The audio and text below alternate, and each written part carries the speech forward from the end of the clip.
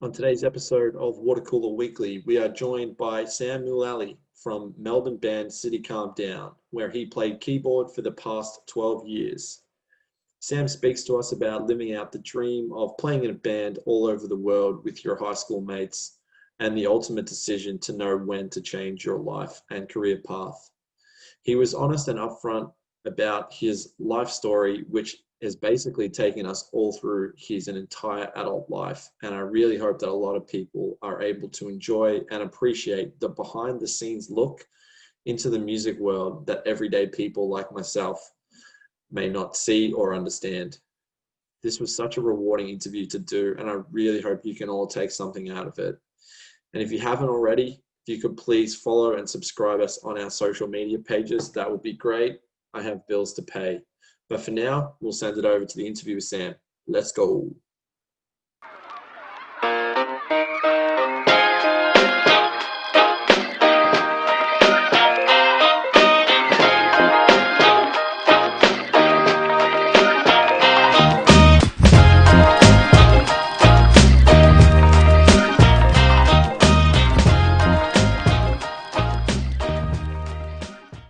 It's my pleasure now to welcome on former keyboarder and synthesize genius Sam Mullaly from City Calm Down. Sam, thanks for joining me today.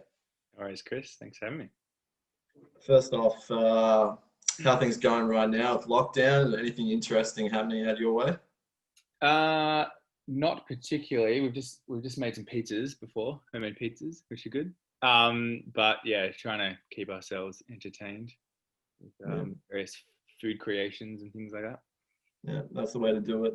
We'll get right into it. So as I mentioned at the start, you the former keyboarder for the band City Calm Down, a band I wasn't too familiar with before I met you. I'm probably not going to go into the first time we met.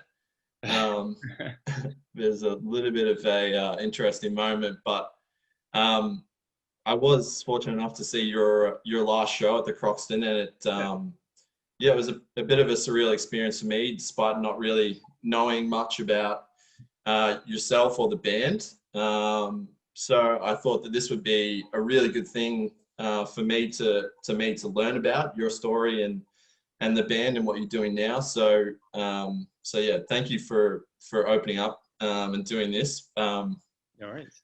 But first off, we'll start on, I guess, the early days, maybe when you sort of started playing music, how you were introduced to it. Yeah, sure. So I think it's one of those classic stories where my brother and I both got like piano lessons as kids, but I never really took up music that much until I started listening to jazz and decided I wanted to play saxophone. So I was like at school, yeah, and that was the first time that I guess music really like struck me as something that I was genuinely interested in and you know could feel it actually like move through me. That it was something that actually moved me and I really enjoyed. So I think the moment of discovering I guess a type of music and also an instrument that sort of brings you in or pulls you in to music sort of happened probably when I was in year 6 or 7, I think. Okay. Yeah, so my first proper instrument I played was saxophone, playing jazz stuff in like the school band, which Jack Burke, who's the singer of City Calm Down, that's sort of one of the ways I met him as well. He played trumpet in one of those jazz bands. Yeah.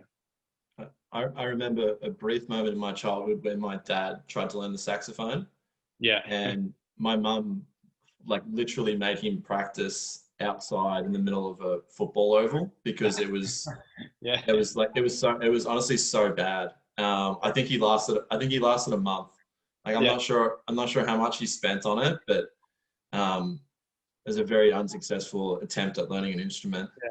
I remember hearing someone who lived near me in Carlton who used to practice the bagpipes out on the street, presumably because whoever they lived with had said the same thing, get out of the house. Yeah, that's a tough one. All right, so you just mentioned Jack there, who was also in the band. Yep. Maybe talk about sort of that relationship that you formed there, and sort of I'm guessing that was sort of the early days in maybe not forming the band, but forming the idea of potentially having one. Yeah, it was an interesting one actually because so Jack played music. He used to play guitar as well. Played music with another one of our friends, but I sort of wasn't in that band.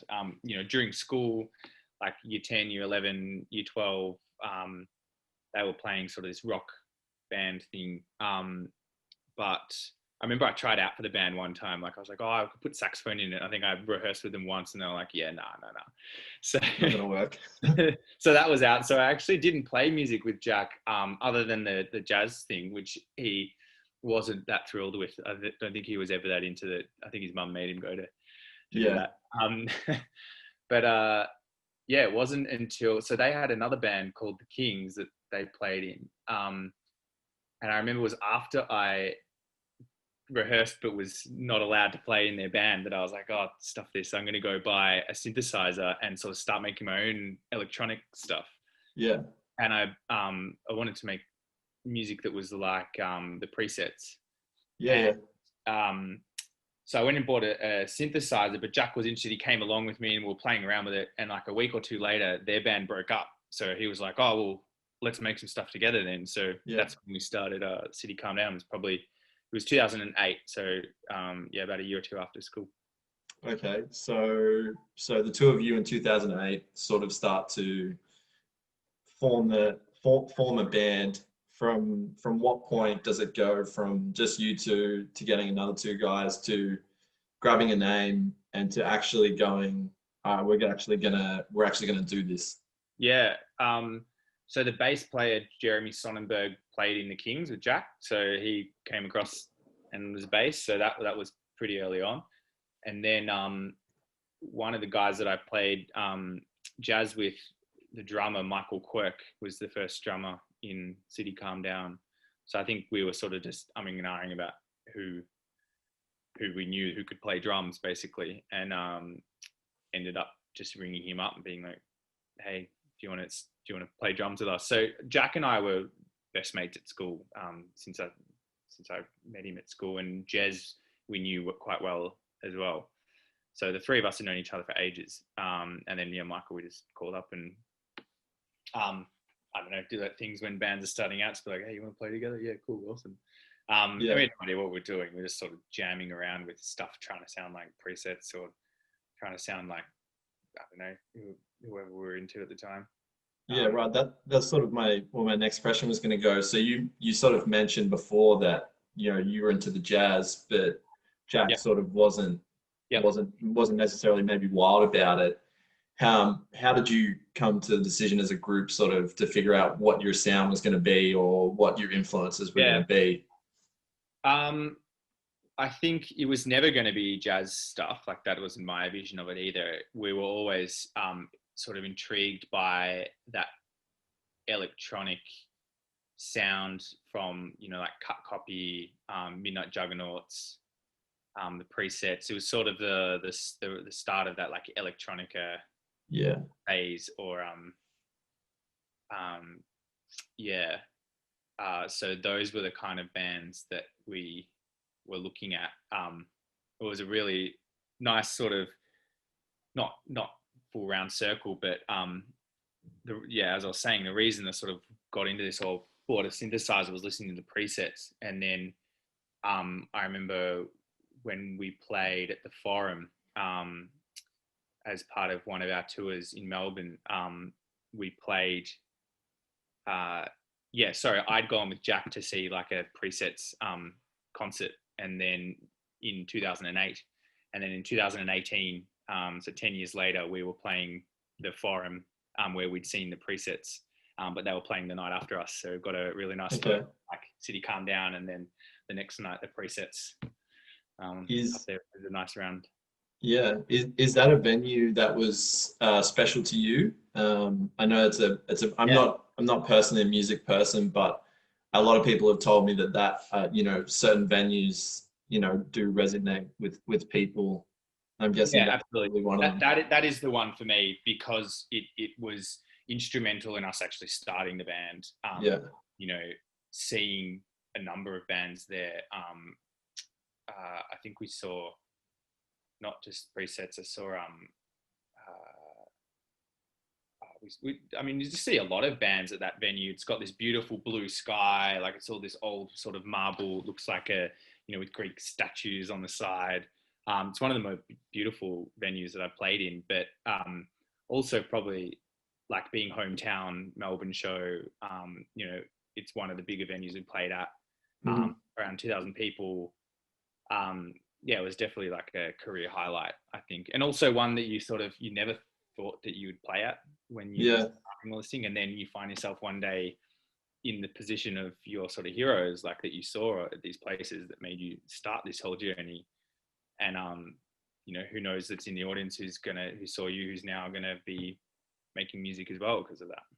Yeah, exactly. I guess in that moment, you can sort of maybe before you're going on stage, you can sort of think back to, that moment where you were like, I'm going to go buy a synth and Yeah. sort of do this to fool around. And then, obviously so much time sort of elapses between them, but it's very easy to go like, oh shit, like I bought this keyboard and look at how that individual act Yeah. has led to this point.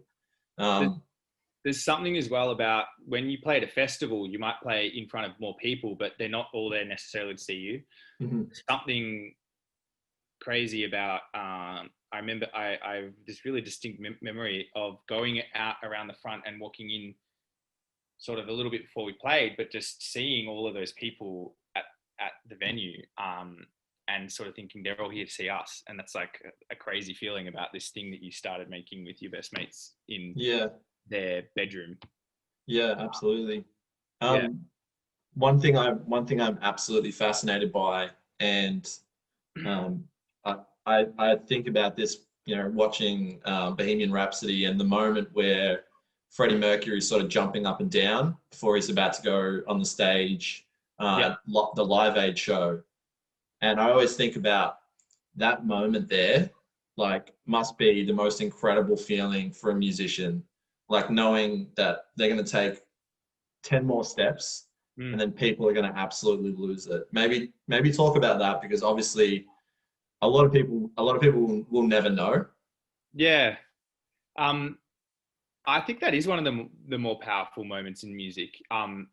We always used to do this huddle as well, just before we walked on at the start of the stage, and I can't even tell you what was said in those like huddles. There's probably nothing. It was just the group equivalent of jumping up and down. Yeah. And we did jump up and down. It was just sort of yelling and screaming and hyping and then everyone had just wish everyone a good show. And that feeling of walking onto a stage, I think by myself would terrify me. Yeah. That feeling of walking on stage with your close mates that you feel so close to and comfortable with, in terms of that you're all doing this as a well-oiled unit. Hmm. Um, yeah, it's a very powerful feeling to walk on stage as a group like that, and then have that eruption from the crowd, and yeah, that will probably that was a very they were always very very powerful moments. Yeah, I can imagine. And I guess the problem for a lot of people, and I would be in this boat, is that, you said that thought of you getting up on stage by yourself would be, terrifying. And I think a lot of the times people probably don't realize that, you said there's like 1,000 people there. Like they are there to see you. Like they're, almost you feel like you're maybe performing for complete strangers and you're nervous because you don't want to screw up or for whatever reason, or you're worried about a number of things like what's going to be said if you do this. But these people are literally there because they want to see you. mm, Um, and I think that's one thing that I'm guessing most sort of musicians or artists of whatever are able to tap into that mindset. So it doesn't prevent them from, say, you know, choking up when they get on stage, or sort of just letting themselves go. yeah, there's definitely an element of once you're up there, you're on the rails and you can't stop it. as well, you know. Yeah. Yeah. But I also like distinctly remember earlier on when the complete opposite happening, when you had no idea how many people were rocking up. So this is before you even got to the stage of like selling tickets, where you knew, okay, we've sold this many tickets. When you were playing venues where you know you were just sort of like, someone would come to a venue to see a band that didn't even know who was there. It's like they paid $10 on the door or something. Um, or they just went ticketed events, and that feeling of nerves, trying to be like, oh, I hope that people rock up tonight, like I hope there's some people here. Yeah. Because we definitely, like, you know, every musician has that those times when they're starting out as well, where they'll put on a show and there's just like no one there. And we even had some later on, when we were playing in some cities in Europe, and we'd go somewhere and there would be like 10 or 20 people there, like biggest room, that we just miscalculated Yeah. the amount of people at places, and you just be like, Whoops. getting Well, up on stage with like, you know, very few people there was always a nightmare event. I mean, if there's one place to do it, it's probably to do it in Europe. Like, Yeah. I Oh no, but mean, it happened in Melbourne as well. And you know, when you're starting out, and I just remember that feeling of like, I hope people rock up. I hope people rock yeah, yeah. No, it's yeah. I would almost, you'd be happy being in a place like Berlin, having 10 people rock up, and then as opposed to being in country New South Wales when there's 3 people looking at you going, well, maybe we've miscalculated here. Yeah. All right. One question I really do want to ask, and sort of to get your mindset on, is maybe a moment that either you realized and the band realized that we've got something here, or even say a breakthrough moment, whether that be you before supporting another band, which was a really good opportunity, or just maybe a moment that really made all of you guys go, yeah, shit, we got something here. Yeah. Definitely hearing your song on the radio for the first time Yeah. is a really cool experience. I remember I was at my ex-girlfriend at the time's house with a lot of her housemates when we first heard like our tracks on the radio, and it was through like Unearthed kind of stuff. But that was a crazy moment. I don't think a moment when you think anything's going to happen, and by no means like our band never really got to like the same level of presets or anything like that. We never became anything that big, but hearing your song on the radio sort of was a really crazy cool experience. I think the biggest like show moment was walking out on stage at Splendor in the Grass, and that I can still remember that sort of like we were talking about just before, just before you walk out, and sort of having this huddle and being like how did we get here? I remember a couple of years before we saw Gypsy and the Cat. I went to Splendor in the Grass just with a couple of my mates and just as a punter, and watching Gypsy and the Cat, who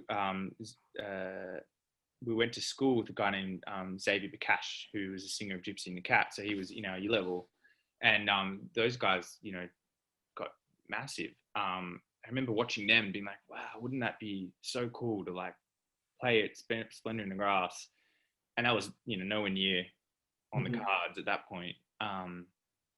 But then to actually be walking out and have to see the backstage of it and how it all runs, and then actually walk out and have that crowd feeling, I don't know how many people were there, but it would have been a lot. We're playing main stage at like 3 or 4 in the afternoon at Splendor in the Grass.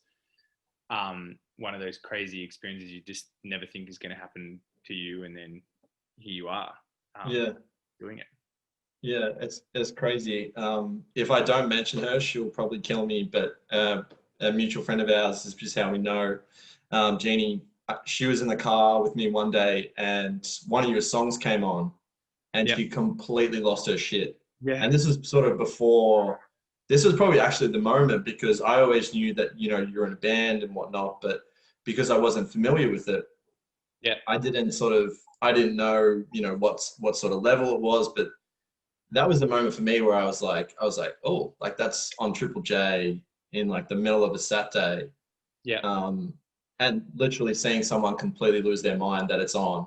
I mean, that must be a cool experience in itself, like knowing that your music had that effect on people.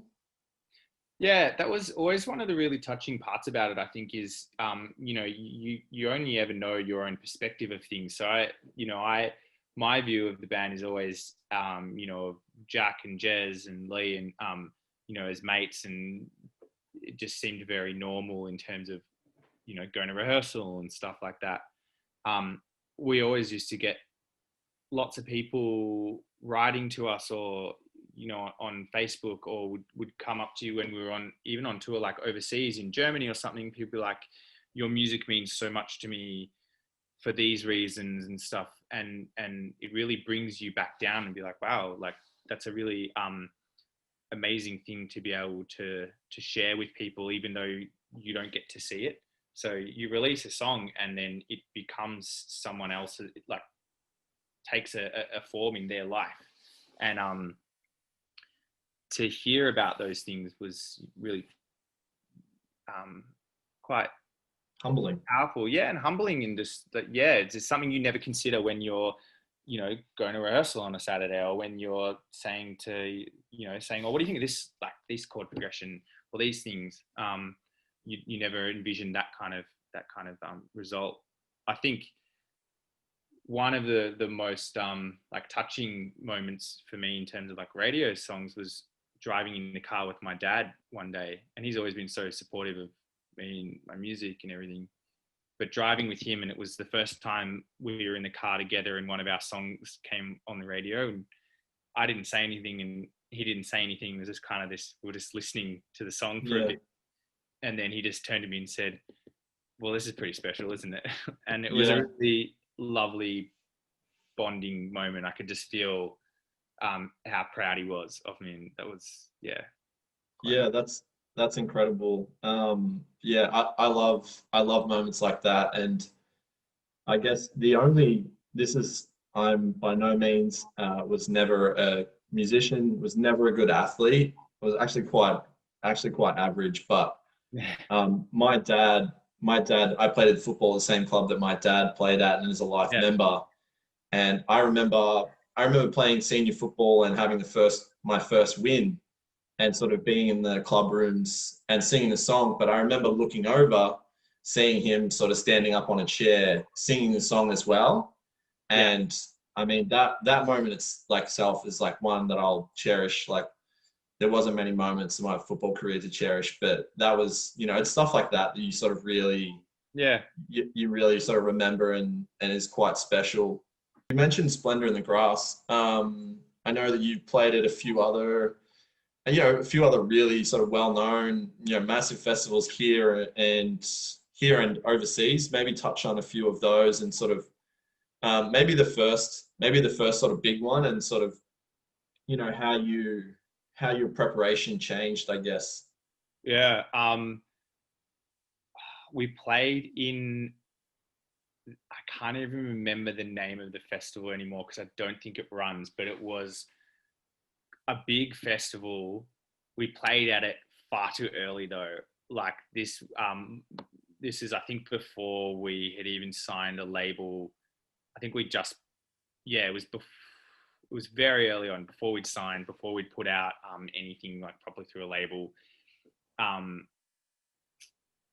it's gonna annoy me, I can't remember the name, but I remember this photo of us set up on this like giants. It's like sort of Splendor in the Grass Falls Festival like size stage, and you could literally land a jumbo jet in between each of us. Like we're Yeah. so far apart, and like we're using the whole of the stage because that's what we're used to. We're used to being on a small stage, and you spread out on the stage. But if you ever go see a band, you know, you'll never see the band spread out to the edges of the festival. It just looks, sorry, of the stage. It just looks bizarre.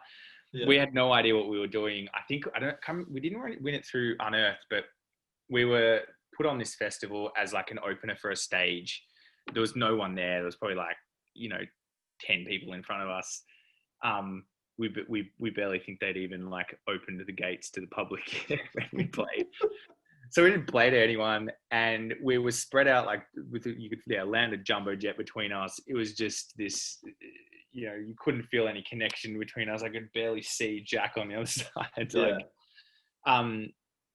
So and you sort of, there's a rhythm to like what happens behind at a festival, the way that, because they've got like a whole nother stage set up where they move you around on risers and all this stuff. Mm-hmm. So it was a good chance to sort of figure out how that worked without it being embarrassing in front of a whole lot of people. Yeah, absolutely. So so were you asking about preparation? Yeah, maybe, I mean, we sort of, if you throw it all the way back to when you're playing at those gigs where you're like, okay, really hope people show up, to now you're playing at Falls Festival. Like, obviously the preparation, for those two things would probably be night and day. Yeah. I think it actually became a lot easier to prepare for shows because I used to remember being so nervous and trying to have to remind myself to be present, to like remember the show. Otherwise the anxiety would be so much that I would get off and be like, what happened? Like sort of almost and there, with working in a team that you're so comfortable in, like I was saying, you walk on there and you just feel like a well-oiled machine and you're comfortable. The preparation just becomes a lot more easy because you feel comfortable in it and you're looking forward to it. It's more like, it's adrenaline that you're like happy adrenaline, I guess. Rather than like nervous, scared adrenaline. Yeah, it takes the worrying out of it. Yeah, so I used to just get pumped and excited before a show, like, have a couple of beers or something just to get yourself like in the mood. And one of the things I just remember this. One of the things I used to when we were first playing was I used to get actually tired before we went on because I think I was so nervous. Yeah. I used to have, and I always found if I had a glass of like bubbles or champagne or something, it would like amp me up. Yeah. I used to have like, sort of any kind of bubbles to like wake me up early on in the days. And then, when we started like before Laneway or something, I think you just be in an excited mood. There wasn't too much preparation from my end. It was just like amp up together, do our huddle beforehand and get energized and then jump on. Just make sure you have a bottle of champagne around. Yeah. It was never real champagne. Yeah. Never. No, that's cool. I guess, are you superstitious, or were you ever superstitious when it came to like preparation and stuff like that? No, I didn't have any lucky smelly underwears. Not really. No, it was, for me, it was always just about like, did we rehearse? We used to rehearse quite a bit as well leading up to shows. I think when I used to speak to other musicians, they're like, "Oh, you rehearse like how much?" And that was probably helpful for us to feel comfortable, I guess, as well. Yeah. But that was always something that we tried to pride ourselves on, was like a really tight live show. And through the amount of, I think, just the work we did for it, it was, everyone knew what everyone was doing throughout the set. So you'd rehearsed it so many times. It was sort of like, jumping in there and you know what's going to happen. Yeah, you're literally it's another rehearsal, except now there's 2,000 people watching. And the energy that you get from the crowd, like I know personally speaking, that used to like drive me a lot. Yeah. You used to get it used to be much harder if you were ever in front of a crowd and you just weren't feeling it. Like, and a crowd will really feed off itself. If the crowd is a bit quiet, like everyone else, people in the front are quiet, then everyone else will be quiet, and it's sort of a bit more like, oh, okay, very good. Yeah. But if people are like getting loose at the front, then everyone is loose, and then it just becomes this contagious. Then the band gives you more, then the crowd gives you more. So, one night we'd be on tour and it'd be this sort of like, oh, yes, okay, cool, thanks. And then the next night it'd just be like people would be losing their shit, and we'd be stage diving and all this stuff. Like it really feeds this loop. Yeah. I always feel bad when you go to like a bar or something or like a restaurant and they've got someone just on an acoustic guitar just playing covers Yeah.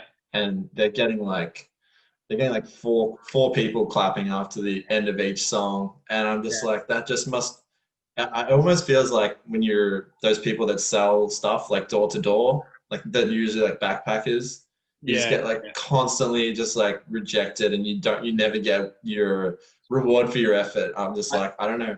I could never pick myself up from that. I guess though, if you're having your like, parma or steak, you don't want someone stage diving onto your palmy. Yeah. I mean, in some pubs it's probably yeah, it probably happens, but um With a side of sweaty musician. yeah. Um, Yeah, and I guess you kind of yeah, if you are eating dinner, you kind of want a little bit of a chilled out vibe, um, rather than a bloke telling people to circle around in a pit. yeah. All right, we'll jump into the albums. Obviously, each album is gonna represent maybe a different part or a different time in the band and mean something different. You've got three albums. Maybe go into each of those and sort of what it represented for the band at the time and maybe you personally. Yeah. So 2015 was In a Restless House.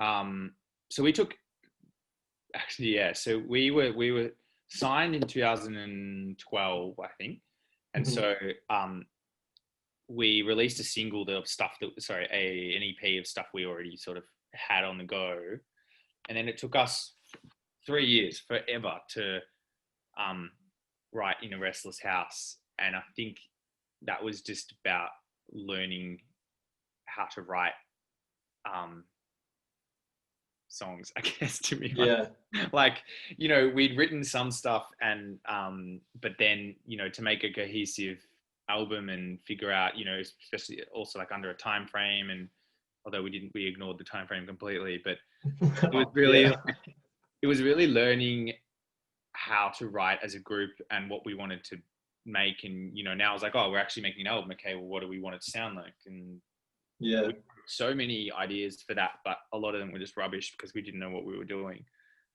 um but in hindsight, looking back on that, I think that really contains some of the best stuff that we did, in that it was really naive. Mhm. And that naivety, I think, had something really special to it. Um, the um, if I jump to the latest one we did, Television, 2019, yeah, this year. Everything was really like manicured in it, and that's not like to say that that's necessarily like a bad thing. Just that I think the process of constructing it was you know More just a meaningful? yeah. Pardon? More meaningful? I don't know if meaningful as well. Like so the first, sorry, I'm sort of jumping around here, but No, like it's in a fine. Restless House, we all made together, sort of basically just like putting ideas out. People would build it layer on layer. Mhm. You'd come up with an idea and send it to someone else, and they'd put on a bass line or something. And then, well, we used to have a studio as well at this point in the city, and we just almost go there like full time. Mhm. Um, and the amount of time that we put in to make like 11 songs was a lot. um, Yeah. and then step forward to 2018, Echoes in Blue. This has some of my like favorite songs on it. And we were able to, I think, there was a lot more layers and thought out things happening in this, where we'd figured out a bit, okay, how do we operate as a group? We stopped just like jamming things out, and we're actually a bit more like directed with ideas. Like, can an idea at the start, if we don't, you could kind of see where it was going to go, and if it wasn't going to lead anywhere, just like can it, like it, don't spend all this time sort of making it and then being like, actually, this is shit. So we became better at identifying, what we wanted to do, what we wanted to sound like. And I think there's more nuance in it. There's more layers, more clever, things are more cleverly put together. And I think Echoes in Blue is probably my favorite of our three. And then, to come back to television. So this one, we wrote less as a group, and sort of moved towards, we worked with a new producer as well. So on our first two records, we worked with a guy named Malcolm Beasley, who's the drummer in Northeast Party House. Mm-hmm. And then we worked with another producer, and I think it was just more like that naivety had gone a little bit. So for me, like there's some songs I love on it, but I think my favorites were Echoes in Blue, probably. Okay. Do you think that towards the maybe the third album as opposed to the first album, it felt, and I'm not saying this in a bad way, it maybe felt more like your profession rather than say something that you're, I'm not saying that you're not passionate about, your profession, but, the first album, I can imagine that's such an exciting time, you've just got signed, all of a sudden, you sort of touched on how long it took, it sort of does become a little bit, maybe less of that time when you were younger playing, just sort of jamming around. Yep. Yeah, I think it felt a little bit less like collaborative. I feel like we were working in like silos a bit more. I definitely think that for me personally, it struck me less, like it moved me less than the other ones, Mm-hmm. And was less in touch with sort of my view of, I guess, like what really motivated me in music. And in the end, it's sort of like looking back on it, I think it sort of started for me at least to also spell like, oh, well, is this still what I want to be doing? Which we've sort of touched on. Obviously, the band sort of came to an end a little bit after we did this sort of last tour for television. But I think there is something about when you're starting out and don't know what you're doing, basically. Yeah. That's hard to recapture again.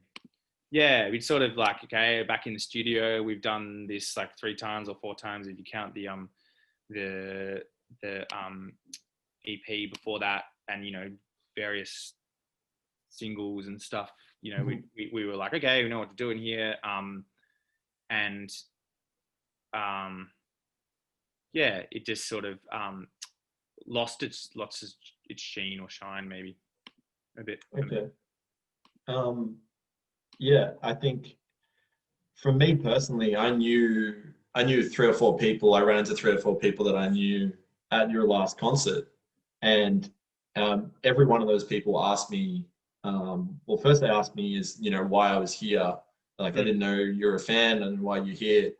And then I explained and like mutual friends and whatnot. And then the first thing that everyone said was like, why are they finished? I think from the people I've spoken to and what I've read is the way the third album was viewed is sort of almost like your not like a coming out party, but it was like the band was really starting to solidify itself. So I guess it is probably a fair question to say is why after an album which a lot of people from the outside looking in were like these guys are really starting to become not mainstream, but they're really starting to like hit their stride almost.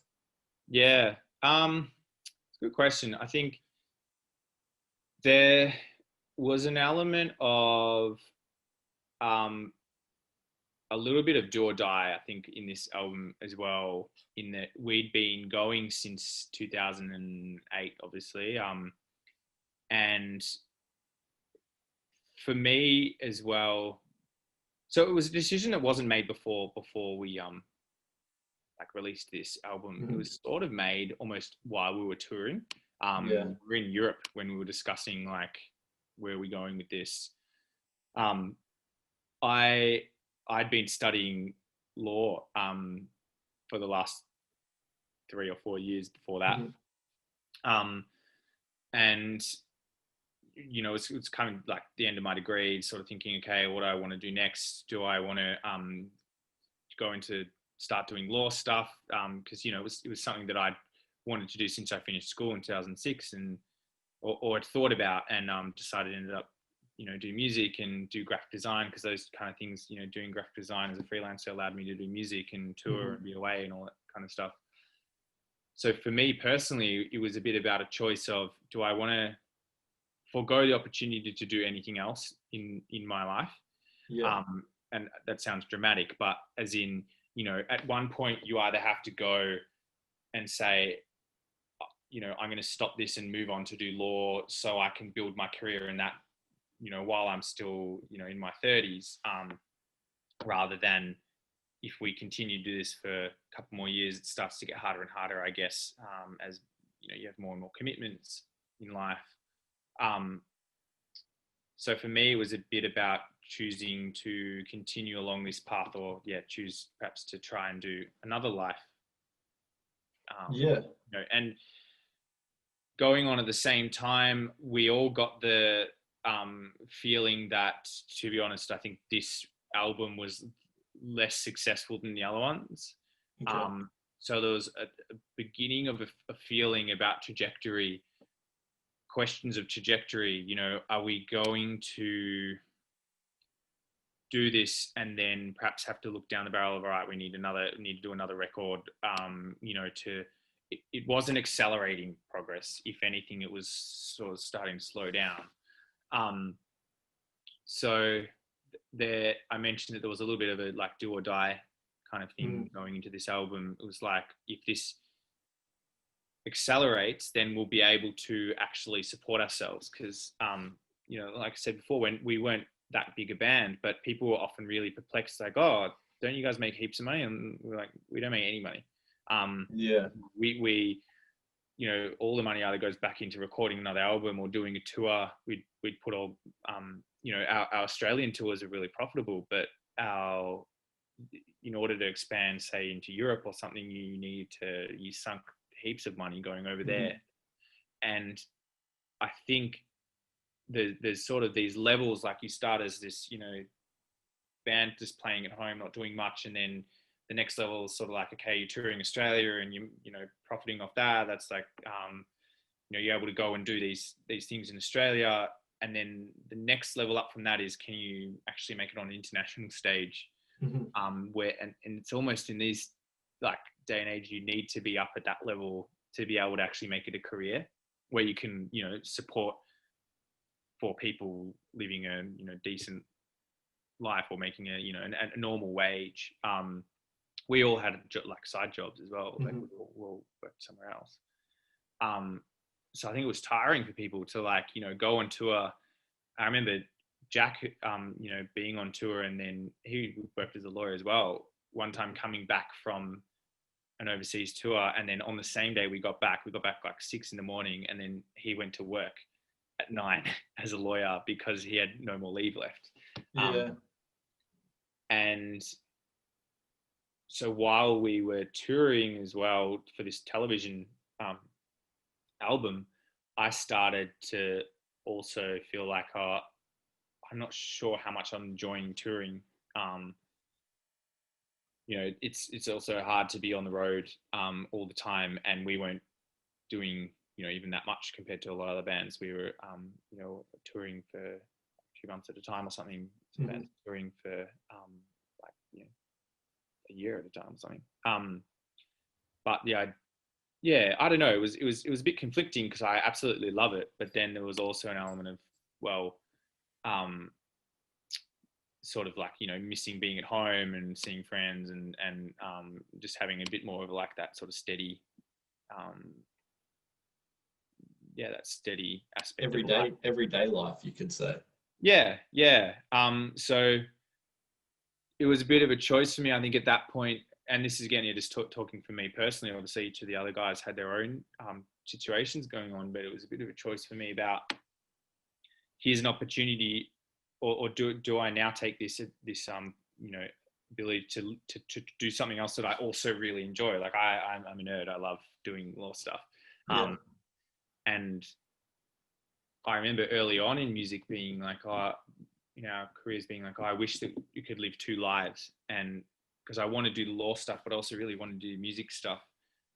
And I think I realized at that point, here was my chance to live two lives. Like I'd been touring the world with my best mates playing music and, playing festivals, and I'd done that. And I could foresee one path of continuing to try and make that grow when it was perhaps ending, or letting it rest peacefully and moving on to this other opportunity that I had now to go and do law and do another life. So for me, that sort of became the choice I took, and it happened to coincide with choices from Jack about wanting to go and do other things. Lee, our drummer as well, sort of saying he wanted to continue doing music, but not necessarily this style of music, maybe to try something else. It sort of coincided together where we sort of just came to this idea that maybe this was the end, but also to go out on a high rather than to go out, say, after releasing another album and perhaps that wasn't as successful again. And I think having that feeling of the band like ending on a high note. Yeah. When people were like, why are they leaving now? Yeah. I prefer that to go out with a bang with a sold out tour than to be those has-beens or people who are like, oh yeah, I remember them. But yeah, there's so many different comparisons to that. If you think about it, very few people, whether that be in a sporting career or a music career, not a lot of people get the chance to say do that for their entire life. Yep. A lot of people are faced with that decision, and I think if you touched on the first album took like 3 years. Like that's if you've sort of come into that maybe realization or that feeling that I'm not sure if I want this to continue. It's almost like your mind's already made up. It's very hard to invest another 2 to 3 years in something when you're sort of already going, like, maybe playing different scenarios in your head, I guess. Yeah. We and who knows, like we ended up calling it an indefinite hiatus. So if everyone starts looking back on it too fondly and we get cold feet about it, maybe we'll be back, but I probably doubt it. You can tell that there's 2 lawyers in the band because you've left yourself a legal loophole to start the band again. Let's just hope we won't John Farnham it and be doing our reunion tour 19 times. Playing at the Dubbo RSL in front of 25 elderly women who are throwing themselves at him. Yeah. No, look, that's incredible, and I think a lot of people will probably sort of will completely understand and appreciate the fact that on one hand you've experienced this great part of your life where you're playing in Europe, you're playing in massive shows here with people you went to high school with, but on one hand that's great, and there's a part of you that's always going to want that, but it's not always sort of the be all and end all for a particular person. I know for myself personally, for so many years I was fixated on like having a career and working in ice hockey, and I went overseas to Canada to try and do it. And after about 3 months of like having to work like two jobs to, support myself so I can try and do it, I Yeah. was like, holy shit, this sucks. Like this is not for me. And I already started to think pretty much straight away. I was like, I've just spent the last like 8 years convincing myself that this was my only path. Yeah. And 2 months into it, I'm like, whoops, wrong path. But um, yeah, that's incredibly insightful. And I think a lot of people will they might not be able to completely relate to it. They'll really understand that, you know, one path ending and a new path starting. So I mean, I don't know if you want to touch on maybe the new path and what you're doing now. Um, well, I think just to like, I think one of the things sort of to sort of talk more about what you were just saying, um, one of the things I learn out of it and is that there are going to be really difficult decisions in life. Like it's one of those ones where, I'll never really know if I'm looking back on it being like, oh, was that the right thing to do or not? Because there are elements of it already that I can see that I'll look back on and always feel so fondly and about that it'll almost be, um, you know, a bit like difficult in terms of, there's such like, what am I trying to say? You feel so fondly about, that memory you see with like rose colored sort of glasses. Yeah, But you've got to remember that you did things for a reason. Like, and I acknowledge as well that I'm very lucky to be able to sort of have lived out that like childhood dream that a lot of people have, like playing music with their friends from high school and, touring the world and doing that kind of thing. But I guess what it made me realize is the need to really think about what you want from life and paths, and that sometimes choosing those paths or even identifying those paths is a really like difficult thing to do. yeah, Um, but yeah, what I'm doing now is working as a government lawyer, which sounds really boring, but like it's something that I honestly really enjoy. And I loved going back and studying law and have other hopes and dreams and aspirations in that area. So in some regards, it took a bit to sort of to to look on what I had with music, but also destroy that in terms of finishing it, destroy yeah. that dream in order to sort of try and propagate another dream or another decision in life. Um, yeah, that was probably the I guess biggest thing that I learned out of this whole like movement. Sort of, I guess, having trying just the need to like back yourself. Um, Yeah, those kind of. absolutely. I mean, one question on that I have, because I've experienced something like this. I mean, I work in finance now, Mm, and a lot of the people I work with are, a lot older than me, married with kids and whatnot. So there's not a lot of, relating or even like communication when we're in the office. But at the Christmas party, I was sitting with two people who I didn't really know much about, and they were asking me stuff, about what I'd done, and I had told them, and they were like gobsmacked. They're like, how did you get here? I can imagine people coming across you in this office going, oh, so what have you been doing? You're like, oh, I was just in a band touring Europe and through Australia for the last 12 years, and now I'm a lawyer. oh yeah. I actually rarely tell people about it. I think I have this weird like self-conscious thing of I never want to. I've like yeah. I rarely offer that up myself. Yeah, People I think find out about it like I've been at this new job I'm working now for not that long, but people end up so like, oh, I hear and you were in this band, like I went and saw you guys at this thing, or yeah, I remember starting out and walking through the court with someone, and they were talking about it, and then one of the other people was like, "My husband loves your stuff." Like, Yeah. people, and they're like, "Yeah, what are you doing here? Why are you here?" And I think everyone views whatever they're doing at the time to be like boring or crappy, but the grass is always greener on the other side. As someone who was playing music and doing that kind of stuff, there were other parts about it, as we've discussed, that like I didn't like, being away from home or touring or that kind of thing, or time pressures, or wanting to do other endeavors that you've chased. So people are always really perplexed. They're like, "Oh, why are you here when you could have done that?"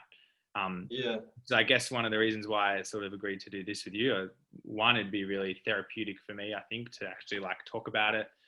But two, yeah, I think people always feel like whatever they're doing is boring and the grass is always greener, but it's not. Sometimes you've got to just stop and take stock of what you've got, and the things that you really like about what you're doing in your life and your decision to get there.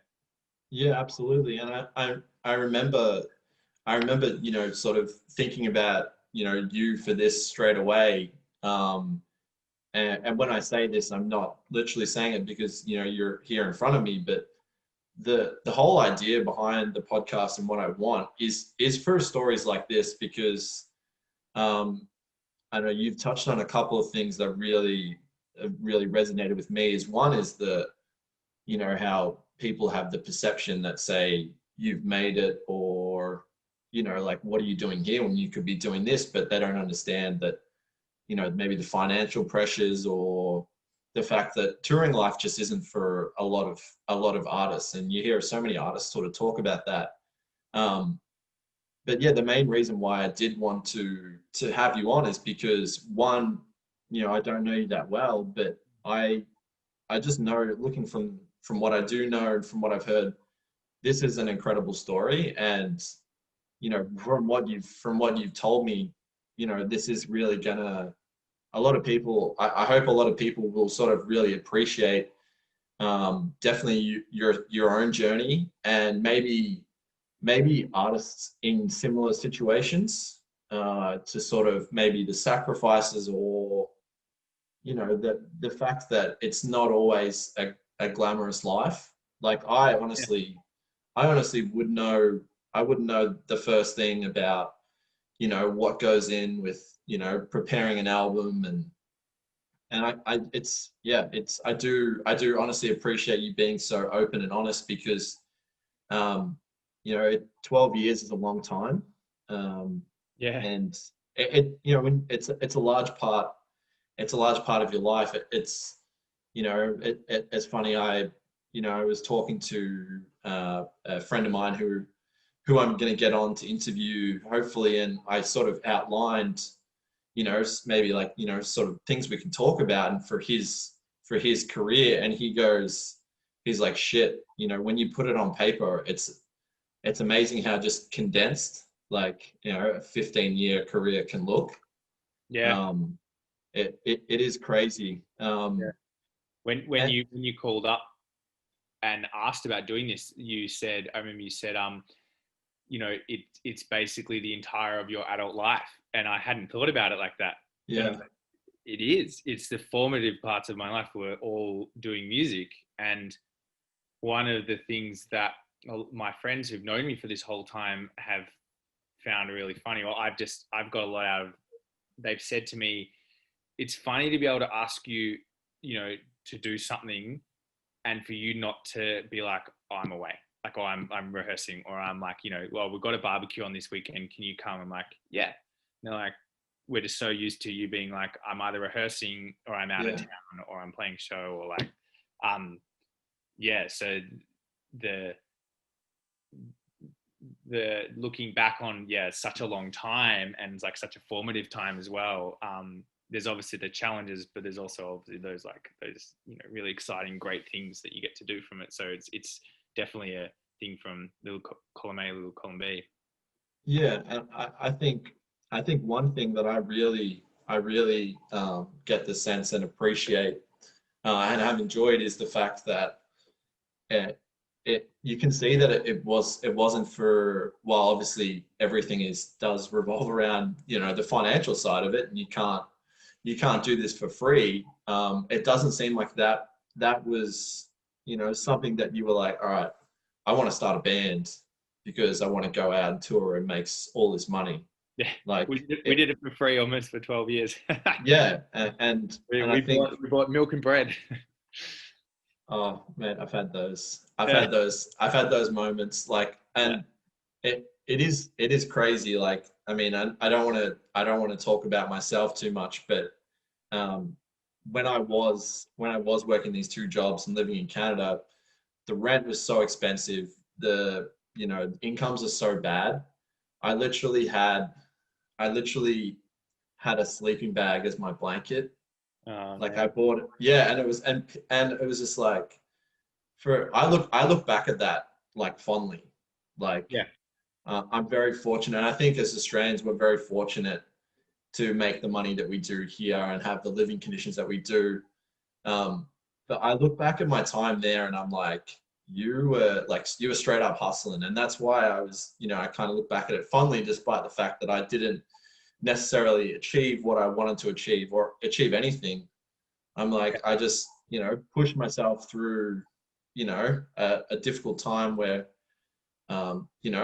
it's probably acceptable for some people to tap out. And um, I think a lot of people probably would have, through the financial pressures of going through a band and something like that, would probably start to look at maybe that different career path a little bit earlier than what you have. yeah. I've definitely said to the other guys, and I know they've said back to me, I'd do it all again, exactly the same, but we would have done it all for free anyway. It was never about money. It was always about just being able to go and play music in front of people, and the fact that they were willing to pay something so you could go eat at the end of the day was just a bonus, really. Yeah, They were all right. yeah, We would have done it for free anyway. yeah. I mean, the moment you mentioned where you were, walking out the front of the forum and seeing people lined up, like you're not looking at those people going like cha-ching, like I can't wait to get this paycheck at the end. But No. um, For no, any musicians who are wanting to play shows, never play at the Forum anyway. It's the most expensive place to play in Melbourne.